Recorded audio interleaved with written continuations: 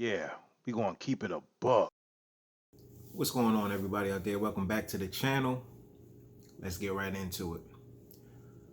With the new developments and the case starting to move along with the Ahmaud Arbery murder that happened in Georgia, Sean King and his grassroots law are starting to take up the murder by the Kentucky police officers of Breonna Taylor, who was at home. She was an EMT worker, working several hours a day, up to 16, just came home to get some rest when the police broke into her place, fired dozens of rounds. Now get this, wrong apartment, and also looking for somebody that come to find they already had in custody.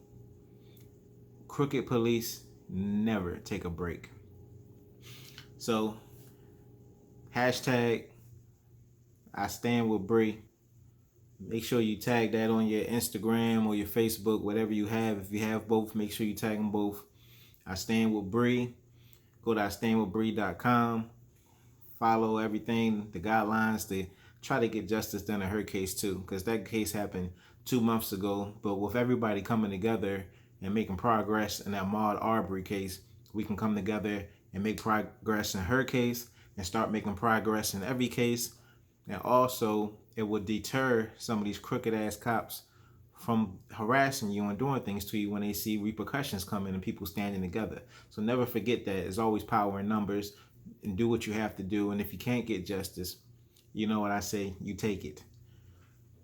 Also, in the news, as I like to say, we have Gregory Anderson. He was a Port of Seattle police officer. Now, he was put on administrative leave because he went on Instagram and was telling his fellow officers, to not abide by the orders from the chain of command as far as enforcing these social distancing new laws and procedures. He said it doesn't matter if it came from the mayor or the governor. That's not what they get paid to do. It's not in their job description. It's basically not what a good officer should be doing. Now, I don't know the man personally and know much about the man, but this video makes a lot of sense, and I do stand behind him on this. And he was put on administrative leave for instructing other officers to say, stand up and do what you believe in. You know this is not right. It's a tyrannical orders given down by the chain of command to enforce these social distancing, and it's not even fair half of the time. Well, 99% of the time, but the people they're enforcing it too. So I applaud him, and I agree with him on that stance. He makes a lot of sense. He's put on administrative leave, and the reason they put him on administrative leave is because the chief said he had a talk with him before posting the video, saying it was okay to express his views. He just couldn't do it in uniform, and he couldn't do it inside of their squad car and while he was on their time. That was the whole problem.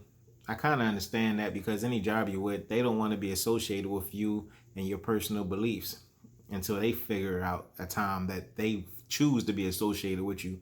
He knew the consequences going in, but you speak out against the wrong things going on and you get punished for it, no matter where you are. It's ridiculous. He was talking about cops don't just fall in line and be a puppet. Do what you know is right. Stop enforcing these tyrannical laws. So he was put on administrative leave. He got a GoFundMe, and if I'm not mistaken, the GoFundMe has $250,000. So people will get behind who they choose to get behind, and getting all the help makes a difference. So we'll see how that case goes. I'm pretty sure he'll have his job back with all the publicity that the case is getting. Also in the news, the Nypid department, once again, harassing people. This time, ganging up on a young woman with her toddler in the subway in NYC, saying they stopped her because she was wearing a mask, but they're saying she wasn't wearing it properly. So they harassed her, roughed her up in front of her little toddler. So he will have a fear of the police because they're in uniform. It's not like she got roughed up by a regular person, which is not right also, but he can associate that uniform with the people who roughed up his mother. And it's despicable.